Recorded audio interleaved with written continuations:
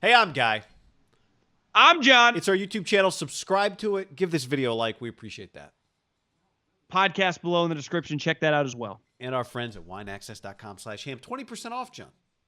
Send a gift right now. wineaccess.com/ham. 20% off. If Gruden was just the head coach of the team and not also the general manager, you'd have to think this is going better than it is right now. Because, again, his offensive play calling, fine.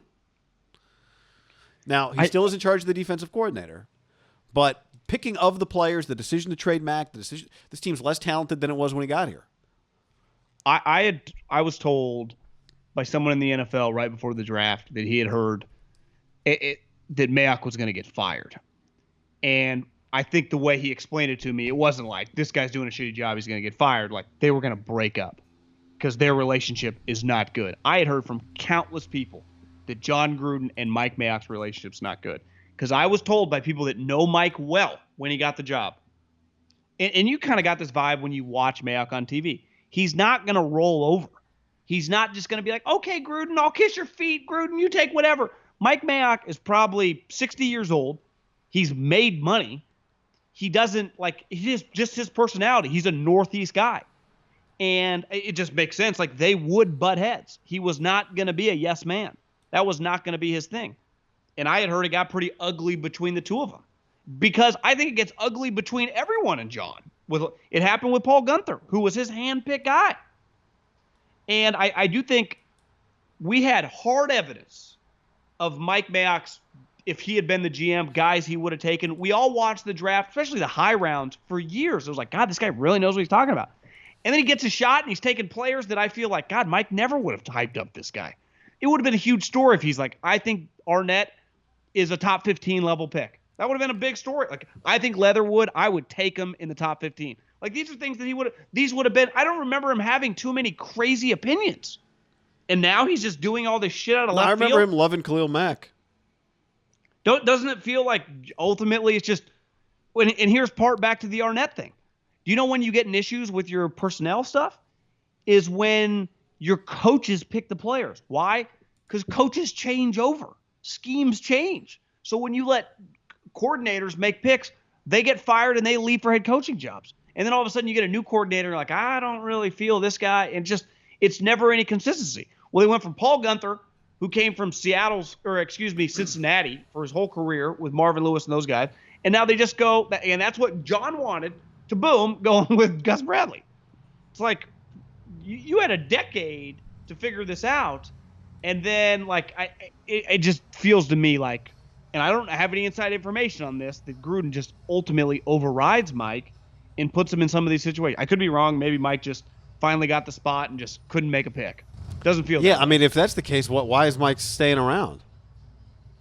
If Mike's getting I'm not saying you're wrong. I'm just saying if you're not making that, if you are not doing the things that maybe you were told you'd get to do some of, and ultimately, when he took the job, we knew that Mike Mayock wasn't in charge of player personnel, right? That's Gruden's job. But what's the point then? Like, how are they going to get themselves out of this? Yeah, I mean, maybe Gus Bradley does a great job this year. You could make the playoffs, but what you're describing is not a sustainable. I just don't think anyone can work with John. I think it's very, very difficult at this point. I really do. I mean, I think it's just difficult.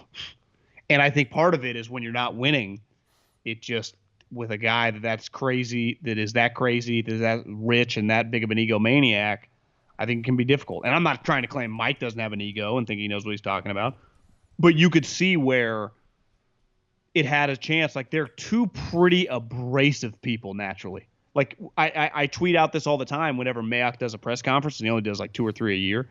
He gives the best one. I mean, he talks like a coach. I mean, he'll just crush guys. Like, that is not how John Lynch talks. Part of the reason I think you and I agree why John and Kyle get together, really they're kind of opposite personalities. I mean, they feel kind of the same. I think Kyle's much more like a Gruden Mayock. And John, while he clearly has it in him as a player, I think he's much more low-key. It's just more of kind of a unifier, just natural. That's his personality more than just kind of – a lot of coaches are just aggressive or abrasive. And that's healthy in coaching. And I think Mike kind of has that naturally too. And I just think it can be like oil and water, just be not mix. You know, and I don't think it mixes at all. honestly, I had people in the league telling me, and it sounds like he would get fired. Like maybe it would be like, I fucking quit. Like it just, they don't like each other. Now maybe it didn't come true. Maybe it's a little overblown, but it's not going well. Yeah, it's hard to know. It's hard to get a lot from them in terms of here's something one of them said, here's something another one said. Let's compare and contrast over the last several months or over the years because we haven't had a lot. To your point, I know this. Like there was enough there. We saw this last year that they should be somewhat competitive. Like they should be in the playoff conversation. They should be. Like that's I have no problem. Like they're not to me when we watch them play over the course of the last few years. They're not a joke under Gruden because they can score. Like they're competitive, but they've got. I think the challenge is the consistency of a full season defensively. You know, for them to go 8-8 last year at the time felt like a major letdown, right? Because they were 6-3 coming out of mid-November. That's what's crazy to me about them is that in some sense they don't feel like 8-8's shouldn't be that far away. Like so for all of the problems they've had, 7-9, 8-8. Like if I just told you a team went 7-9, the next year they went 8-8, you'd go, could that team act without telling you anything about that team? Is there a chance that team could win 9 or 10 games? You go, not knowing anything, why not? Seems like a natural progression.